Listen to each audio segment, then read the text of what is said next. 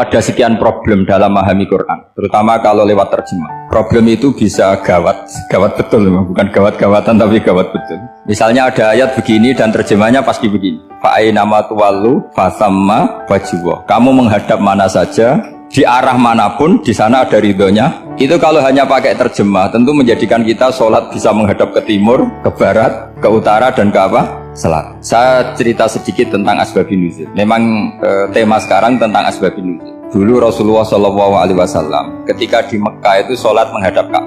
Tapi setelah pindah di Madinah, di mana Madinah itu ada komunitas Yahudi dan Nasrani, Rasulullah itu menghadap ke Baitul Maqdis.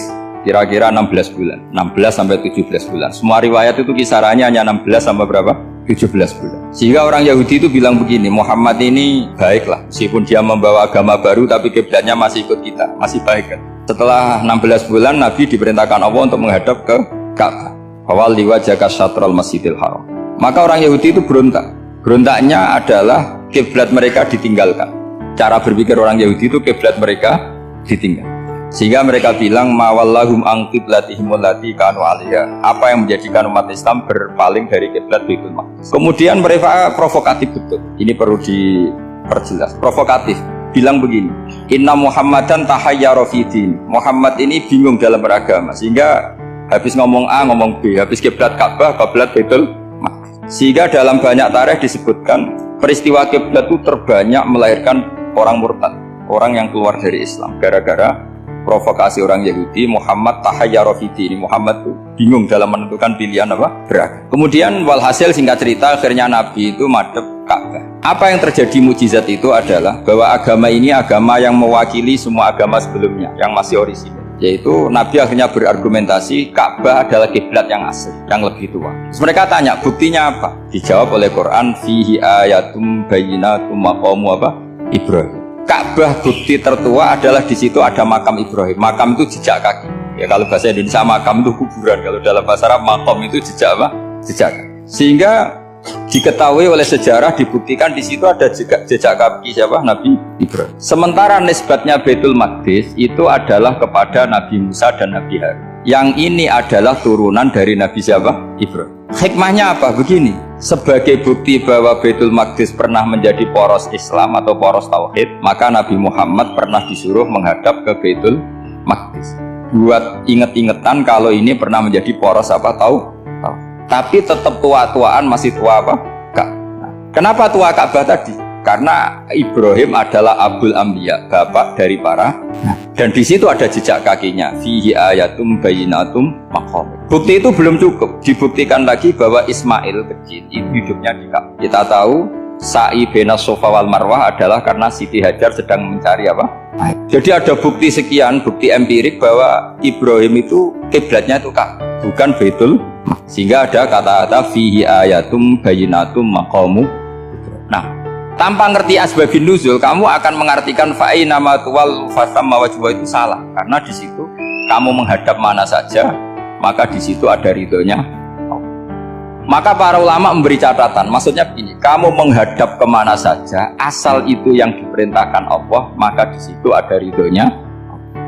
Harus seperti itu maknanya, disesuaikan dengan konteks asbabun nuzul. Tanpa seperti itu tidak bisa. Dan masih banyak lagi kepentingan tentang asbabun nuzul. Jadi problem sekarang adalah banyak mufassir yang hanya mengartikan dari terjemah. Itu bahaya sekali. Jika ada orang yang menikah secara mut'ah, itu kan mirip kayak transaksi zina. Mereka berdalil famastamta'tum bihi minhunna fa'atuhunna ujurahun. Perempuan yang sudah kamu nikmati, yang penting kamu bayar. Terjemahnya seperti itu. Karena ujur itu jamaknya ujroh. Itu fatal sekali. Padahal ayat itu begini, settingannya begini, setting siakul kalamnya atau asbabun nuzulnya begini. Ini sekaligus, memang saya sengaja ngaji dengan tema yang berat, bentuk penghormatan pada yang ngaji. Kalau temanya ringan kan kayak TPQ. Begini asbabun nuzulnya begini. Wal muhsanatu minan nisa yang awal juz 5 itu, ya kita santai aja, yang awal juz 5 itu sebetulnya maktuf, diatafkan pada ayat hurrimat alaikum ummahatukum wa banatukum wa akhwatukum wa ammatukum wa kholatukum wa banatul akhi wa banatul ukhti. Jadi perempuan yang haram dinikah itu ada 7. Yang faktor nasab, yaitu siapa? Ibu, putri, saudara putri, bulik dari bapak, amah itu bulik dari bapak, kholah itu bulik dari ibu, keponakan dari saudara lelaki, keponakan dari saudara perempuan. Ini disebut haram karena nasab gen. Kalau orang Jawa bilang hanya 4 karena ngitungnya bulik baik dari bapak maupun ibu. Kalau orang Jawa bilang kan bulik, terus keponakan dihitung 1. Padahal ada keponakan dari saudara lelaki, ada keponakan dari saudara apa? Perempuan. Wabanatul akhi, wabanatul ukhti. Terus kedua, haram karena rodok. Kita tahu dalam hukum Islam rodok adalah sama dengan nasab. Jadi ibu yang pernah menyusui kamu berarti jadi ibu kamu, dan saudara sepenyusuan berarti menjadi saudara kamu. Ini disebut wa ummahatukumul lati arda'nakum wa akhwatukum minar rodok. Terus ketiga, haram karena musoharoh, karena besanan. Jadi pagi ini misalnya saya nikah dengan Sri, bilang qabiltu nikaha wa taswijaha bil madhul madhkur. Setelah nikah dengan Sri ini otomatis ibunya dia menjadi mertua. Otomatis haram saya apa? Nikah. Ini namanya haram karena musoharoh. Atau kamu punya anak Zaid. Zaid pagi ini akad dengan Sri. Berarti Sri adalah menantu Anda. Otomatis haram bagi Anda. Itu namanya haram karena musoharoh, karena bisanan. Itu yang disebut waroba haram-haram itu kan seterusnya itu wa ummahatu nisaikum, ibu dari istri-istri kamu. Memang ini agak jelimet, tapi memang syaratnya mufassir harus biasa jelimet. Jangan hanya nyari partai ayat-ayat untuk kepentingan partai. Wah, itu ngeri. Kacau Quran dipakai kampanye. Terus itu berarti sudah 3 kan? Haram karena nasab, haram karena rodok, haram karena musoh. Terus yang keempat ini, haram yang bukan karena sebab pada seorang perempuan, tapi karena istri orang. Disebut wal muhsanatu minan nisa. Haram menikahi perempuan yang masih milik orang lain. Nah, orang lain yang menikahi ini, istilahnya Allah adalah lelaki yang menikahi perempuan ini adalah lelaki sing muhsinina ghairu musafihin, secara nikah yang sah. Nah, nikah yang sah itu begini dalam hukum fikih Islam. Saya nikah dengan Sri, kalau hanya akad, itu saya wajib bayar mahar hanya separuh. Jadi kalau saya janji bayar 1 miliar, berarti wajib bayar berapa? 500 juta. Kalau janjinya 100 juta, hanya bayar 50 juta. Itu yang wajib bil akdi. Nanti wajib sepenuhnya nunggu bil jima. Kalau sudah hubungan intim, baru wajib 100%. Jadi kalau ada di Jawa nikah dengan seperangkat alat sholat itu yang atasannya tok itu wajib karena akad. Nanti bawahnya nunggu setelah hubungan apa? Intim. Nah, ini hukum Quran bukan hukum saya. Makanya kan wa in talaqtumuhunna min qabli an tamassuhunna, terus fanis huma faradtum, hanya wajib bayar setengah. Nah, perempuan yang sudah diajak hubungan intim itu kata Allah fa'atuhunna ujurahun, maka wajib kamu bayar penuh. Jadi ayat itu tentang perempuan yang sudah dinikah, kita harus bayar berapa? Harus bayar penuh. Ini penting saya utarakan. Nah, problem kita sebagai orang Indonesia, ini juga problem Pak On, problem semua kiai. Mahar di Indonesia itu nggak bisa dibahas di Quran karena keterlaluan, kecilnya itu keterlaluan. Saya ini kan kiai, sering ngakatkan tuh sampai bosan, seperangkat alat sholat itu ngawur sekali. Ini mbak harus nggak mau. Saya provokasi minimal itu ya berapa? 100 juta berapa? Pantasnya berapa? Pantasnya berapa? 10 gram itu berapa nilainya? Kan 1 gram 500.000, baru 5 kan ya sudah mendingan itu 10 gram. Quran itu bayangannya gini, sambil latihan, yang hafal-hafal biar latihan. Jangan dapat beasiswa karena hafal tapi nggak jelas cenderungannya. Quran tuh bayangannya gini, ini nggak mungkin Quran ini bisa dibaca di Jawa. Wa in aradtum istibdala zawjin makana zawji wa ataitum ihdahunna qintaran fala ta'khudhu minhu syai'a.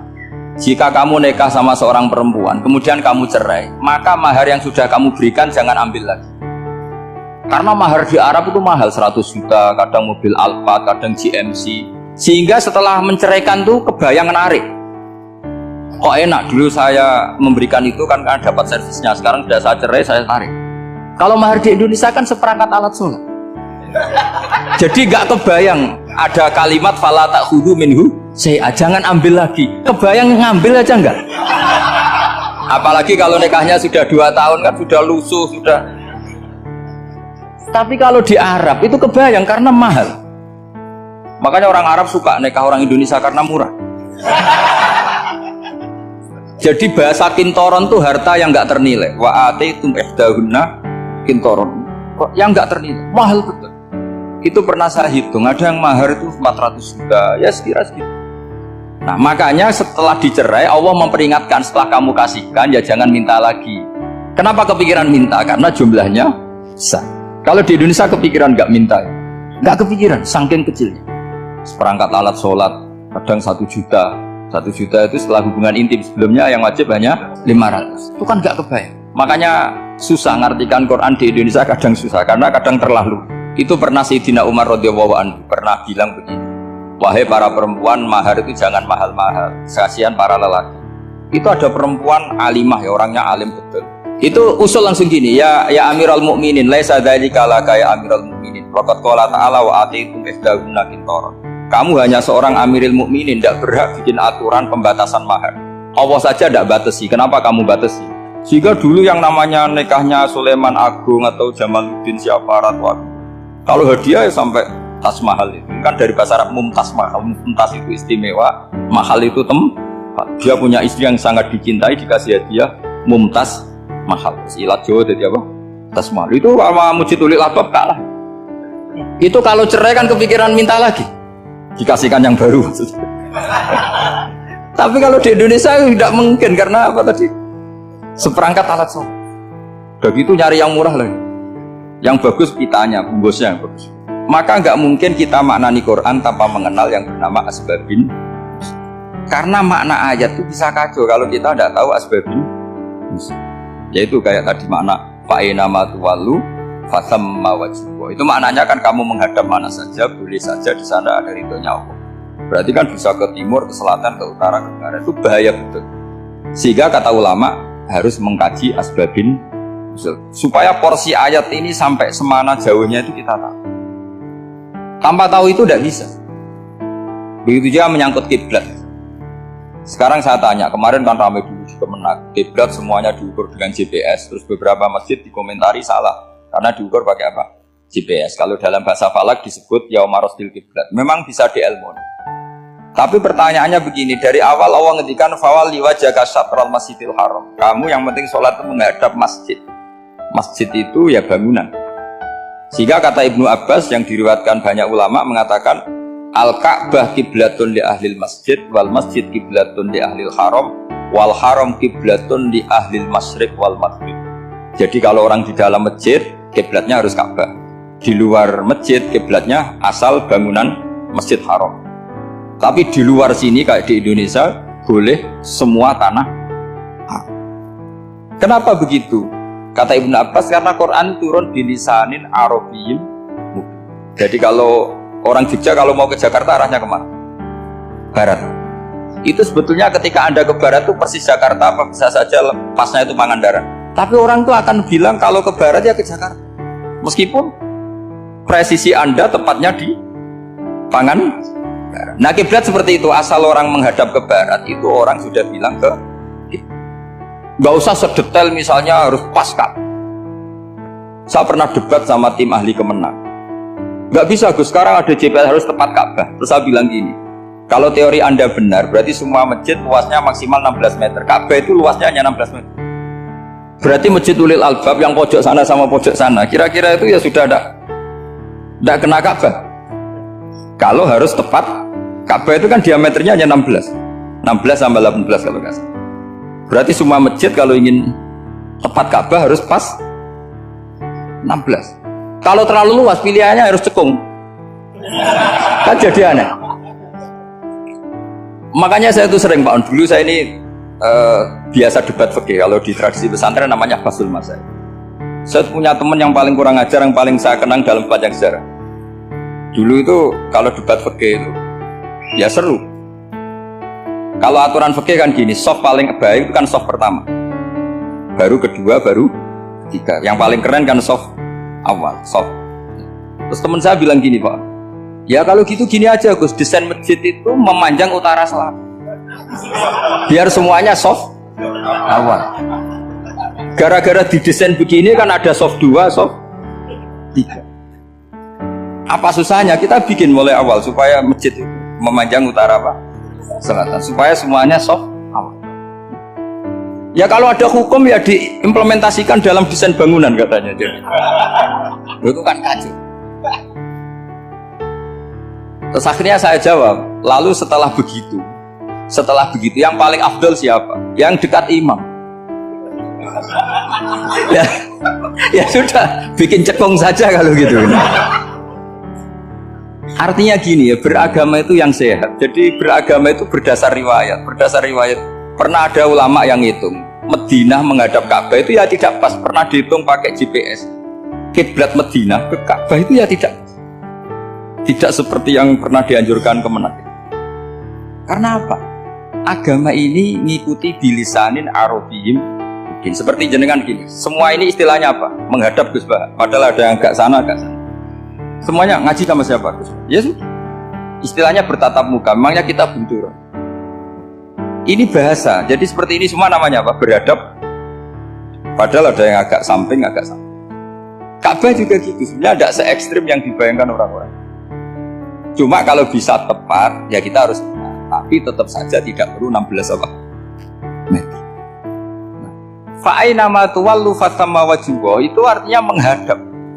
Menghadap itu menghadap arah. Makanya Allah tidak dawuh fawalli wajhaka nahwal Ka'bah, tapi fawalli wajhaka syatrul Masjidil Haram. Jadi ini penting saya utarakan supaya kita familiar dengan istilah-istilah Quran. Istilah Quran itu gampang sebenarnya. Kalau kita kaji itu gampang.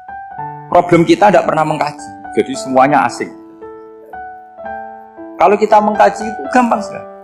Saya punya sekian cerita betapa pentingnya mengkaji Quran. Harun ar-Rasyid itu dinasti Bani Abbasiyah, itu pinter sekali.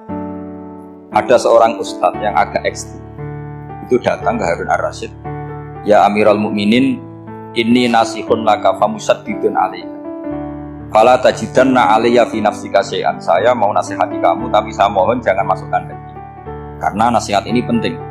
Tapi saya akan keras, vulgar, akan keras, kritik saya akan keras. Karena Anda sebagai Amirul Mukminin tidak betul.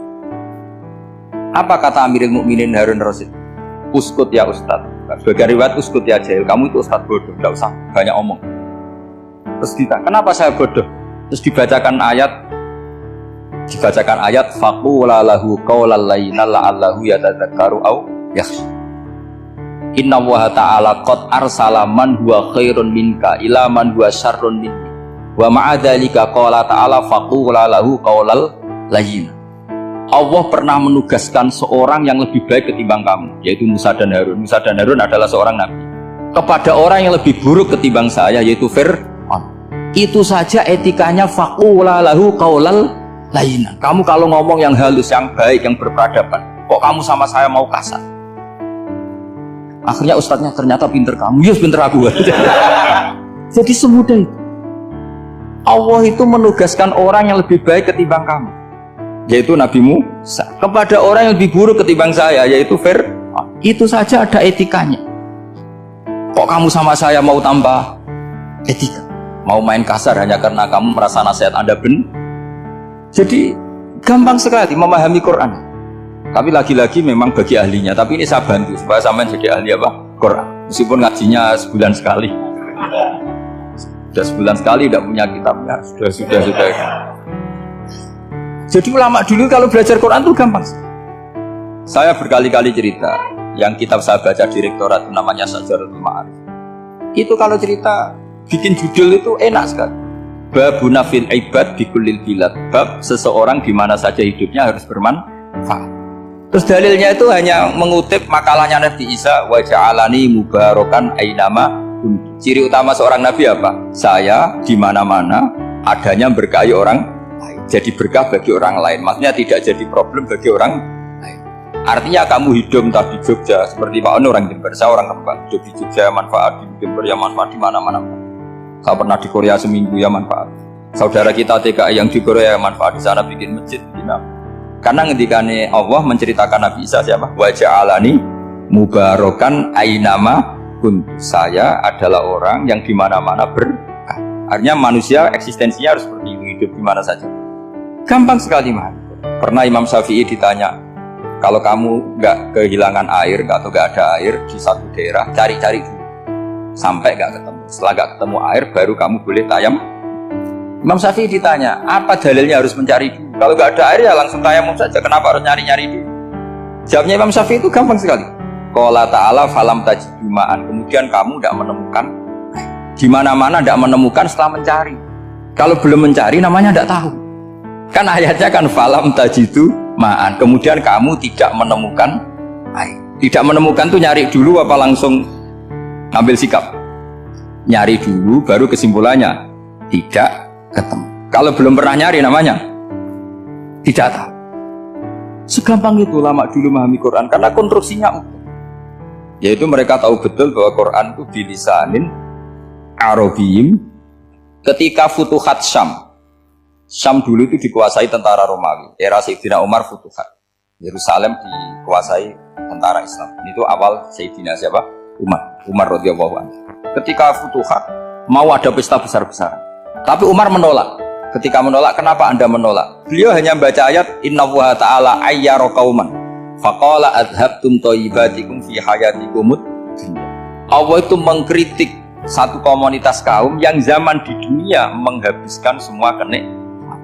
Maka kita tidak perlu syukuran besar-besaran. Jangan-jangan jatah kita di akhirat kita habiskan di dunia. Adhabtum thayyibatikum fi hayatikumud. Semudah itu ulama. Rasulullah pernah dahar, pernah makan karena 3 hari gak makan.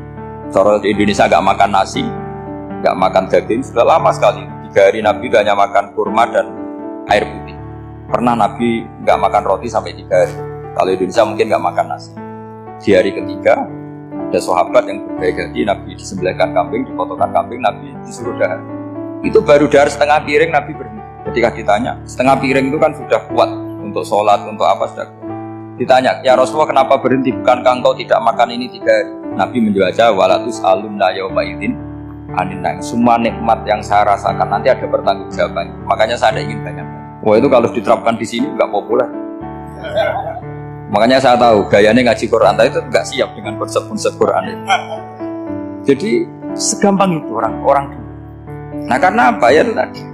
Mereka tahu asbab nuzul Quran itu diturunkan dalam konteks apa. Lafat ini arahnya kayak apa, mutlak muqayyadnya kayak apa, muhkam mutasabihnya kayak apa, nasah mansuhnya kayak apa. Nah sedikit saya cerita ini mungkin contoh terakhir supaya nggak lama-lama, nanti bingung kalau lama. Yang bingung ya saya bingung cara memahamkan. Jadi kalau guru itu kan bingung cara memahamkan, kalau murid bingung cara memahami. Nggak tahu tingkat kebingungannya sama. Kalau guru itu bingung cara memahamkan. Kalau murid bingung cara. Jadi ini pertemuan 2 kelompok bingung. Jadi yang satu bingung cara memahamkan, yang satu bingung cara. Kalau orang ekstremis bingung cara merusak suasana. Itu nggak bener itu. Ada loh. Rasulullah itu Nabi. Itu paling pusing yang ngadepi orang-orang yang ekstrim. Karena apa? Cara berpikir itu lompatannya itu nggak tertib. Jadi Nabi itu cara berpikir itu kecerdasan nubuah. Sementara orang ekstrim cara berpikir itu kecerdasan nafsu, bukan kecerdasan manusia. Kalau manusia masih baik nafsu. Misalnya begini, kalau dalam tradisi nubuah itu, saya dengan Pak Anu berteman lama, mulai tahun 2000 berapa. Itu kalau Pak Anu bertamu ke saya, harusnya tidak usah tak kasih makan, karena sudah dekat. Tapi kalau kenalan baru itu dikasih makan, disangoni. Jadi Nabi itu perilakunya agak unik. Akhirnya ada orang yang cara berpikir itu dangkal. Ya Rasulullah ini tidak fair. Yang iman lama tidak diservis, yang iman baru diservis. Cara berpikir Nabi begini, seorang Ansor itu kan sering memberi Nabi. Perjuangannya Nabi ditopang orang apa? Ansor. Donatur lah, kira-kira orang Ansor itu donatur. Donatur itu keren. Karena donatur itu artinya al-yadul ulya khairum minal yadis. Sehingga ketika Nabi sudah menguasai negara, menguasai Mekah Madinah, sudah futuhat, itu orang Ansor tetap tidak diservis. Yang diservis Nabi itu orang-orang baru masuk Islam, disebut wal mu'allafati qulubu atau Islam mu'allaf. Ada 1-2 orang yang protes, tentu yang nggak pinter, bukan protes pasti tidak. Wong iskal-iskalnya sendiri, otaknya nggak sampai-sampainya sendiri, orang lain disuruh jawab.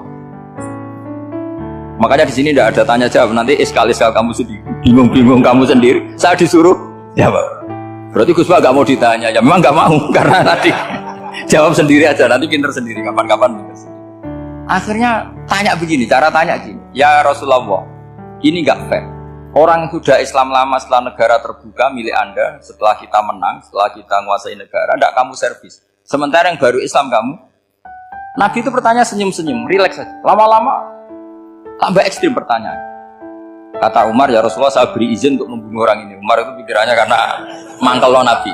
Nabi jangan. Kalau kamu bunuh nanti apa kata orang banyak? Inna Muhammad dan yaqtul ashabah. Dikira Muhammad membunuh sahabatnya. Nabi masih mendengar. Komplainnya masih dengar. Lama-lama Nabi memberi penjelasan. Kamu ini orang Ansor. Kamu biasa memberi saya, memberi dana perjuangan. Memberi itu hebat. Saya tidak ingin menurunkan grade Anda, grade sebagai pemberi, berarti kelasnya elit, sekarang menjadi penerima. Itu tidak bagus. Itu betapa Rasul ini namanya kecerdasan nubuah. Kalau orang biasa memberi, biar memberi saja, supaya dia tetap heroik, tetap patriotik, tetap keren karena mentalnya Jangan sampai dari mental memberi kemudian mentalnya peminta. Jadi kalau Pak On jadi tim suksesnya Pak Jokowi itu ya tidak minta-minta. Kalau dulu kampanye ya kampanye saja. Biar memberi terus nggak pernah minta. Meskipun akhirnya ya gelong. Tapi Nabi dulu didik gitu. Jadi orang Ansor itu nggak pernah diservis. Padahal jasanya kayak gitu. Supaya kelasnya tetap kelas elit, yaitu pemberi, penanggung. Nabi gak ingin orang Ansor turun grade menjadi penerima. Orang-orang yang cerdas nubuah menerima konsep Nabi. Lo tanya sama Pak On, saya dadani kok terjemahan UI itu puluhan tahun sama Pak. Itu beliau ke kontrakan saya ke rumah beliau. Tidak pernah berharap Pak. Saya sangat bukan apa-apa ya, kalau ingin memberi saja. Kontribusi saya pada Al-Quran. Saya tidak kepikiran mendapat. Supaya heroik. Tapi orang-orang yang cerdas amatir tadi, ini gak fair. Wong yang memberi lama kok dapat servis sedih. Sekarang itu problem zaman akhir sudah mulai seperti itu. Nah, orang ini namanya Dzul Khuwaisirah. Ini yang nanti punya anak turun Khawarij. Khawarij itu orang yang ibadahnya hebat tapi cara berpikir dengan buah salah. Kalau orang lagi Khawarij itu orang ibadahnya hebat tapi cara berpikir nubuah. Nubuah itu unik. Nubuah itu cara berpikir tadi. Apa ya? Melihat sesuatu yang benar biar benar terus. Yaitu tadi, mental memberi itu ya biar memberi terus, tidak usah di-share. Maka ketika Abu Bakar jadi khalifah Rasulullah, itu ada sistem kepegawaian. Itu gajinya Umar yang sudah Islam lama, gajinya Abu Bakar yang sudah Islam lama. Itu sama Abu Sufyan sama, padahal Islamnya Abu Sufyan baru setelah Fathu Mekah, kira-kira baru setahun. Terus diprotes sama orang-orang, ini Islam lama kok gajinya sama Islam yang baru setahun kok sama. Kata Abu Bakar, fadhailuhum indallah, mereka punya kelebihan Islam lama itu indallah, nanti balasannya biar surga. Kalau di dunia sesuai profesinya. Artinya profesi kalau penjaga kantor ya berapa, kalau dosen berapa, pokoknya ya sudah. Dan itu diterima oleh sahabat, semuanya nerima konsep itu. Era Umar agak dibalik. Abu Sufyan kira-kira gajinya 1 juta, yang lainnya yang menangi Nabi mulai awal gajinya 10 juta. Ditanya, ya Umar, kenapa ini jadi rubah seperti kebijakan Abu Bakar, dan seperti Abu Bakar? Jawabnya Umar lucu. Fawwah la usawwi baina man qatala Rasulullah wa baina man qatala ma'a Rasulillah. Demi Allah saya tidak akan pernah menyamakan orang yang dulu merangi Rasulullah yaitu Abu Sufyan dengan orang sing selawase dari Rasulullah yaitu Sayyidina Ali dan sebagainya. Ini penting. Artinya ketika gajinya orang saya seperti Ali radhiyallahu anhu itu tinggi, itu bukan karena lamanya Islam, tapi karena lamanya iman. Jadi mulai dulu ijtihad itu ada, dan dulu dia biasa saja. Karena tadi ada kecerdasan nubuah. Saya ulang lagi, ada kecerdasan apa? Sekarang itu kecerdasan tomak atau kecerdasan nafsu. Itu kalau sampai ngaji kitab tasawuf, itu bab bakhil itu tidak ada. Menurut kitab tasawuf, medit itu tidak ada, kikir itu tidak ada. Yang ada itu tomak. Tomak itu berharap dikasih orang lain. Sampai pernah nggak bilang kalau artis-artis di Jakarta kikir? Tidak pernah kan? Karena kamu tidak pernah ingin diberi. Tapi kalau kamu punya pacar karena kenal tidak pernah ditraktir, oh pacar saya kikir. Karena kamu ingin diberi. Pernah nggak kamu hukumnya orang lain kikir yang nggak kenal? Padahal tidak pernah memberi kamu. Apa kak? Karena kamu tidak pernah Ini. Coba sekarang kamu saya tanya, ini latihan cerdas. Definisi kikir itu apa tuh? Gak pernah memberi kamu kan? Artis-artis Jakarta, tokoh-tokoh nasional pernah gak memberi kamu? Enggak kan? Tapi gak pernah kamu vonis kikir, karena kamu gak pernah tomat. Tapi pacar kamu, kok amin ditraktir terus? Atau istri kamu, atau mertua kamu, kok gak ngasih warisan, kamu bilang kikir gak? Sebabnya kikir betul apa karena kamu tomak, berharap? Tomak. Maka di kitab tasawuf itu gak ada bab kikir, yang ada bab tomak. Karena asal usul menvonis orang kikir itu karena tamak. Maka jangan banyak kenal orang, nanti banyak hukum kamu. Sombong juga gitu, di tasawuf itu gak ada bab sombong. Karena orang hukumi orang lain sombong itu karena kamu ingin dihormati. Ada orang gak kenal, terus lewat saja gak tanya kamu bilang sombong enggak kan? Tapi kalau kenal, oh sombong betul, kenal gak tanya kan gitu. Jadi tasawuf itu sisi unik dari khazanah Islam. Makanya di tasawuf itu gak ada kritik terhadap kikir. Ya tentu kikir itu buruk, pasti ya kikir itu buruk. Tapi gak perlu dikritik. Jangan-jangan yang salah kamu. Terus ingin kenal Pak Jokowi ingin jadi menterinya, nanti kenal rektor ingin jadi pegawai. Ketika gak diturutin bilang Pak Rektor kikir. Tapi orang lain ya kak pernah berharap mungkin gak menvonis Pak Rektor atau Pak On ini kikir, enggak kan? Berarti vonis kikir itu status orang itu apa gak kesampaian niat kamu? Memang agak jelimet ilmu tasawuf itu, tapi itu unik, itu bagian dari khazanah apa? Makanya Rasulullah itu sering isti'adah, minta perlindungan wa min toma'en fi ghairi matma'in. Ya Allah, saya tidak ingin berkeinginan yang tidak layak. Coba kamu protes negara itu karena apa? Ingin makmur, sejahtera tanpa kerja, sehingga nyalakan menteri keuangan, menteri ini. Makanya kalau guyonannya ulama tasawuf gini, tak beri bocoran. Guyonannya orang tasawuf, gini guyonannya. Anta lam tajid min nafsika kullama turid, fa kaifa turidu min ghairika kullama turid. Kamu yang punya keinginan saja tidak bisa memenuhi apa yang kamu inginkan. Kenapa keinginan itu kamu timpakan ke orang lain untuk memenuhi kamu? Wong kamu yang punya keinginan saja tidak bisa mewujudkan. Kenapa keinginan Anda kamu timpakan, bebankan orang lain untuk memenuhi keinginan Anda? Misalnya kamu, Gus saya ini goblok, tolong pinterkan. Wong kamu yang ini saja tidak bisa, kok menyuruh saya? Jadi kalau tiap tasawuf itu unik. Seperti kamu mencintai istri tulen, itu ingin kan dicintai istri tulen. Kamu sendiri kan nggak bisa cinta tulen, masih pelengahan sana sini. Kamu pacaran, ingin pacar kamu setia. Ternyata kamu bikin sekian alternatif. Kalau putus ini punya ini, putus ini. Tapi kamu ingin ini setia, kan nggak fair. Makanya guyonnya orang tasawuf itu, anta lam tajid min nafsika kullama turid, fa kaifa turidu min ghairika kullama turid. Gampang tuh apalane, pokoknya ratrit gitu aja gampang. Jadi kamu yang punya keinginan saja tidak bisa memenuhi. Kok orang lain disuruh memenuhi? Jika orang tasawuf itu malu betul. Misalnya saya kok ingin Pak On takdim sama saya itu kurang pegawai. Kalau saya ingin ditakdimi saya menakdimi diri saya sendiri. Makanya berbahagialah orang yang ngilu terus saya ganteng sendiri ya. Saya kaya sendiri. Menunggu orang lain bilang kamu kaya itu repot. Menunggu orang lain bilang kamu hebat itu, ya sudah bilang aja ya Allah saya hebat, ya Allah saya ganteng, ya Allah saya cantik. Daripada menunggu orang lain bilang apa? Cantik. Jadi ilmu tasawuf itu unik. Jadi kalau fikih itu yang dikritik itu kikir. Kalau tasawuf enggak tomak. Karena orang yang kamu vonis kikir itu jangan-jangan tidak kikir tapi mementingkan yang lebih penting. Misalnya ada teman yang tidak pernah naktir kamu, ternyata punya ibu sakit, uangnya dianggarkan untuk ibunya yang sakit, atau anaknya sekolah, atau keluarganya masih butuh dia, ya, sehingga sama teman dia kikir. Hakikatnya kikir apa mementingkan yang penting? Tapi kamu karena gak pernah ditraktir menvonis kikir. Nah, ini pelajaran. Jadi makanya yang dianteni ilmu tasawuf itu tomak, tamak. Jadi kalau dalam bahasa Indonesia bukan kikir. Karena vonis kikir itu akan disematkan orang yang tidak kesampaian hajatnya. Pokoknya bapak saya itu, keluarga kiai itu ajarannya. Yang penting jangan berharap dari orang lain. Ini Pak On saksinya, saya dulu benahin terjemah itu nggak pernah ingin diperlakukan seperti itu. Yang ngaji aja. Karena pikirannya keluarga kiai itu sederhana. Kalau ngamal ya ngamal saja. Ngamal itu heroik. Makanya buyut-buyut kita semua ini kan pahlawan semua. Membela negara Indonesia jadi merdeka. Ya nggak pernah kebayang jadi presiden menteri. Tapi sekarang nggak, ngamal sedikit saja harus jadi menteri jadi.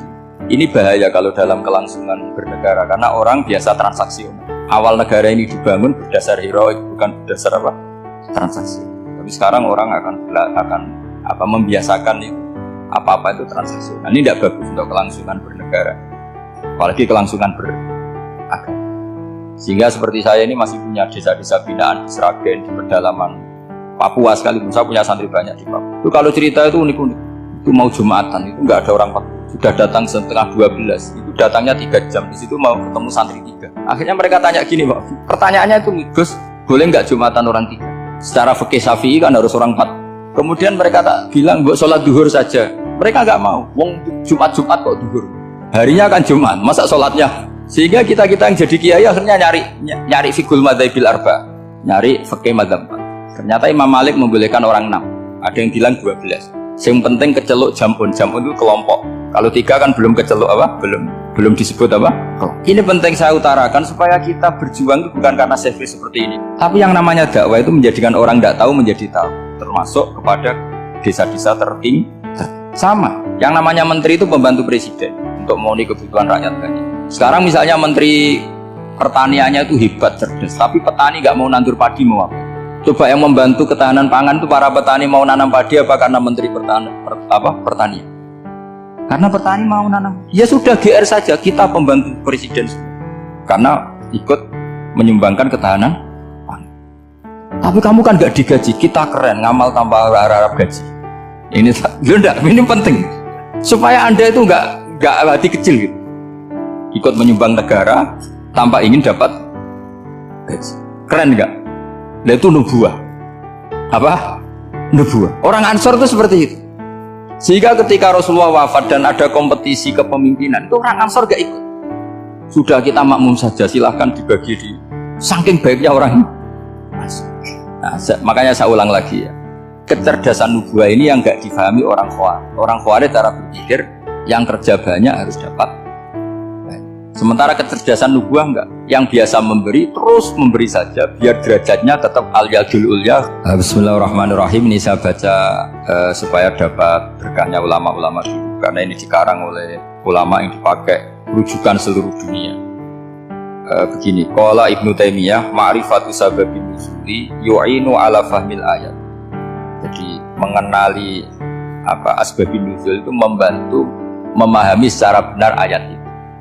Karena tadi kalau ayat itu dipotong itu maknanya bisa kacau kayak tadi famastam ta'tum bihi min hunna fa'atuhunna ujurahun. Kalau diterjemah itu kan mendukung kawin mutlak.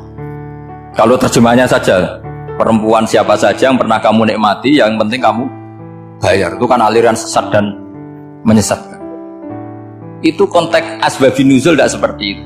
Perempuan yang sudah menjadi istri kamu, seorang lagi perempuan yang sudah menjadi istri kamu, jika sudah kamu hubungan intim maka maharnya harus dibayar penuh. Tapi kalau belum hubungan intim, maharnya hanya wajib separuh. Fanisfu ma faradtum illa ayafuna aw ya'fu alladhi biyadihi uqdatun nikah.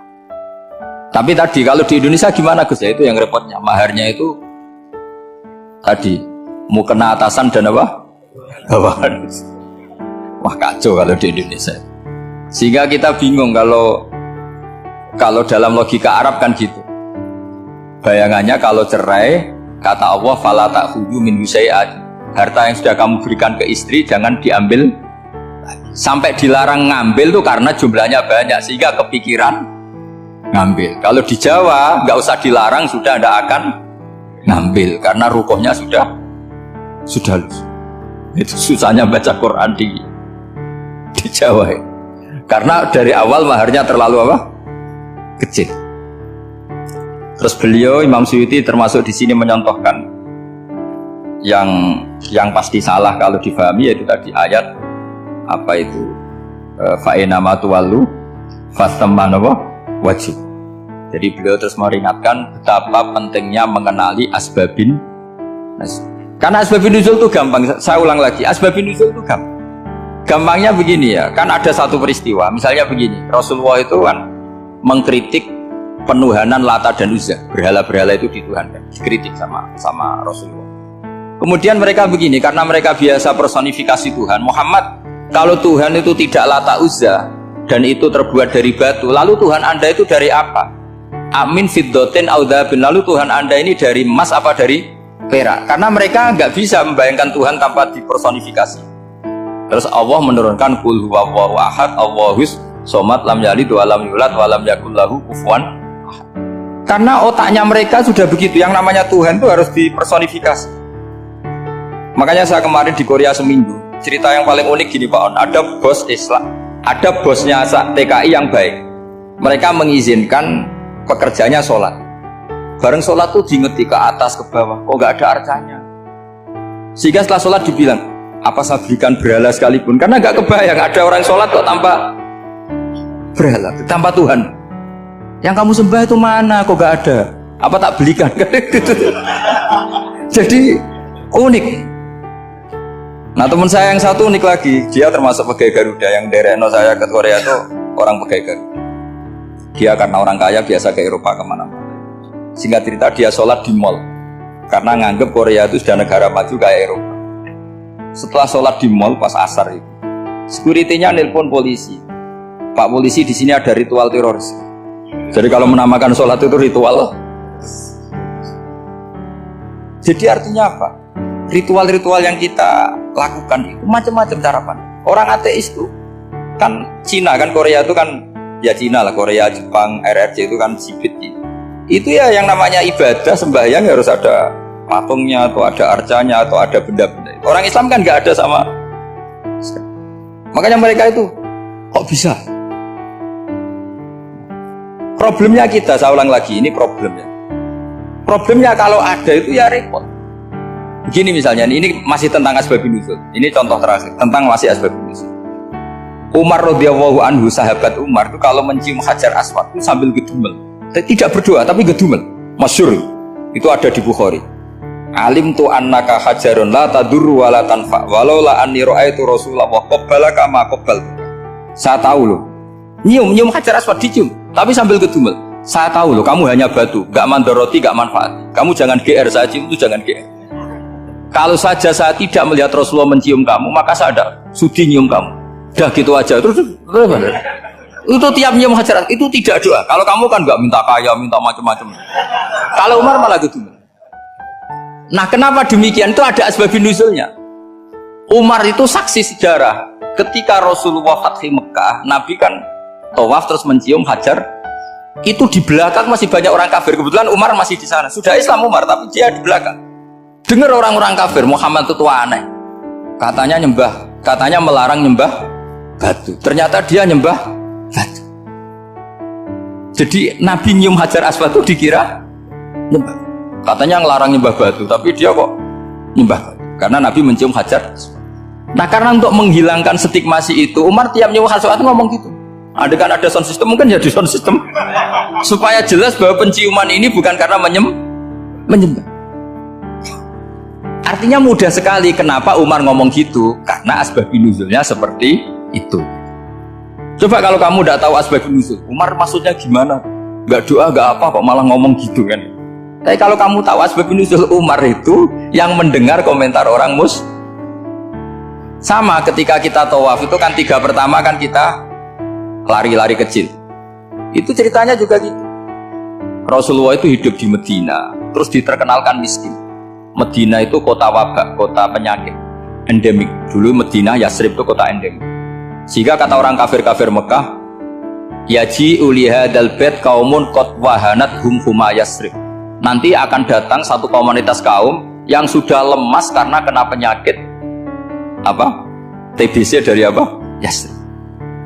Nabi dengar itu, makanya terus bilang ke para sahabat, tunjukkan kalau kamu kuat dengan cara lari.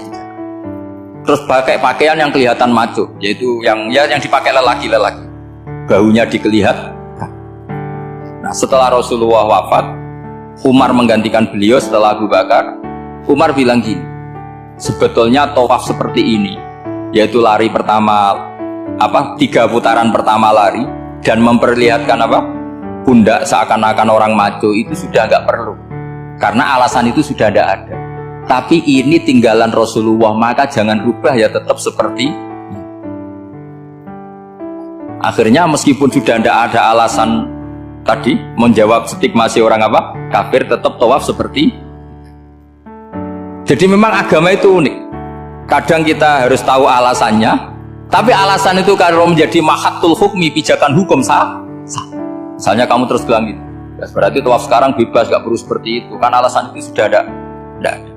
Nah di sini pentingnya riwayat. Riwayat itu begini, logikanya sudah nggak ada, tapi kaifiah itu, cara itu masih kita terus. Dan itu memang saya ulang lagi harus tahu asbabun nuzul. Saya beri contoh ya misalnya, wa idza darabtum fil ardi falaysa 'alaikum junahun an taqsuru minas shalah. Terus ayat di mana? In khiftum ayyaftinakumul ladzina kafar.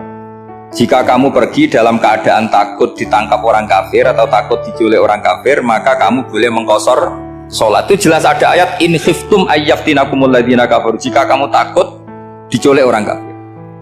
Sehingga ketika ba'da Fatih Mekah, setelah Mekah dikuasai Islam, Umar tanya, ya Rasulullah, kenapa engkau masih sholat qasar? Bukankah kita sudah aman? Waqad qala ta'ala in khiftum ayyaftinakumul ladzina kafaru. Allah ngendikan boleh mengqasar itu kalau dalam kondisi takut. Waqad kunna fi amrin, sekarang kita sudah aman. Jawabannya Rasulullah itu unik. Ya Umar, hadhihi shadaqatun faqbalu shadaqah. Ini sedekahnya Allah, bonus, sudah terima aja, enggak usah catatan-catatan gitu. Sehingga era Umar ya ada lagi yang tanya Umar ke gitu. Kata Umar, sa'altu dzalika Rasulullah sallallahu alaihi wasallam faqala hadhihi shadaqatu wa faqbalu shadaqah. Sudah ini bonus dari Allah, terima saja. Ini kan unik. Padahal kalau secara disiplin ilmu kan begini. Kamu boleh mengqasar salat kalau dalam bepergian dan dalam keadaan takut. Logika hukumnya kalau tidak takut tidak usah. Sama seperti begini. Kamu kalau pergi jauh seperti saya Pak On, itu ngosor sholat apa enggak ngosor kan? Alasannya kalau kosor itu, kalau pergi itu masyakot, repot. Sekarang pergi kita pakai Alphard, pakai Innova, bawa uang, disupirin, itu masyakot enggak? Enggak kan? Tetap boleh jamaah enggak? Boleh. Sebenarnya kamu jamaah itu karena pengetahuan hukum apa karena enak jamaah? Kalau alasannya masyakot, kan sekarang sudah ada, enggak repot. Ya sudah pakai hadis tadi, ini hadiah, terima saja. Jadi makanya agama itu riwayat. Tapi ada saja ulama yang agak balelo. Agak balelo gini, banyak juga ulama misalnya duwe gawe, ibunya sakit terus ribet jamak sholat. Kenapa? Ribet ngurmat ibu. Makanya ada saja kiai yang duwe gawe mantu itu terus jamak sholat, tapi jangan ikuti. Tapi ada saja karena alasannya jamak itu karena apa? Repot. Ya ada saja, tapi ya jangan ditiru. Cuma saya ini cerita analisis hukum itu memang agak-agak unik. Jadi tadi kadang Nabi itu ditanya, ya Rasulullah, kita dulu boleh jamak qasar ini kan karena in khiftum ayyaftinakumul ladzina kafaru, takut diancam orang kafir. Sekarang aman, kenapa tetap jamak? Jawabannya Nabi, ini hadiah, terima saja. Ya ada sahabat yang bantah, kenapa Nabi? Allah itu zat yang baik, kalau sudah ngaji bonus nggak pernah ditarik lagi. Makanya Nabi kalau berdoa itu unik. Ya, siapa yang disiksa di dunia karena dosanya, fawahu akramu min ayyus sanniya uqubatahu fil akhirah. Kalau ada orang salah kok di dunia sudah dikasih sanksi, Allah itu lebih mulia untuk mengulang nanti di akhirat. Akram itu Allah terlalu mulia, maksudnya orang kepikiran wis males ya selesai, tidak akan di. Kalau sampean kan enggak, masih ingin lagi. Jadi itu cara berpikir apa? Nubuah. Jadi berpikir nubuah itu beda. Ada orang pas sujud diinjek sama orang fasik, diinjek, kemudian si yang sujud tadi, wallah la yaghfiru wa laka, demi Allah tidak akan ngampuni kamu. Itu langsung Allah memberi wahyu sama Nabi di zaman itu. Bilangin yang sedang sujud itu, dia harus minta maaf sama saya, kata Allah. Man dzalladzi yata'alla ala fulan, dia bersumpah bahwa Allah tidak akan memaafkan orang, itu harus diralat. Nabinya iskal, kenapa ya Allah? Yang Tuhan itu saya ini punya sifat dua, bisa menyiksa dan bisa memaafkan. Kenapa dia milih sifat saya satu tidak memaafkan? Akhirnya apa? Orang yang nginjek tadi sama Allah dikasih tobat dan jadi orang soleh. Jadi itu makanya kamu nggak boleh jadi orang ekstrim nyifati Allahnya satu. Nggak boleh, Allah tetap bisa yaghfiru liman yasha wa yu'adzibu. Sifatnya Allah dua ya tetap dua, nggak boleh kamu pilih satu. Misalnya kamu kan biasanya gini, yang ghafur untuk kamu, yang sadidul uqab untuk orang lain. Mesti kelakuannya sama kan begitu. Tidak boleh seperti itu. Rasulullah kayak apa bencinya sama Wahsy? Karena Wahsy itu qatilu Hamzah. Yang membunuh Sayyid Hamzah siapa? Itu bencinya bukan main Rasulullah. Sampai maksud-maksud Wahsy. Tapi sama Allah malah diturunkan ayat laisa laka minal amri syai'un aw yatuba alaihim aw yu'adzib. Muhammad, meskipun kamu kekasih saya itu tidak wilayah kamu, maafkan atau enggak terserah saya, kata Allah. Ternyata betul, malah Wahsy dikasih tobat. Nah sekarang enggak, orang itu nyifati Allah sama orang lain syadidul iqab, kalau sama dirinya enggak boleh seperti itu. Allah ya sifatnya tetap. Jadi boleh kamu misalnya berdoa, ya Allah mbak yang cantik itu semoga dapat jadi istri saya. Mbaknya juga boleh berdoa, ya Allah naudzubillah min dzalik.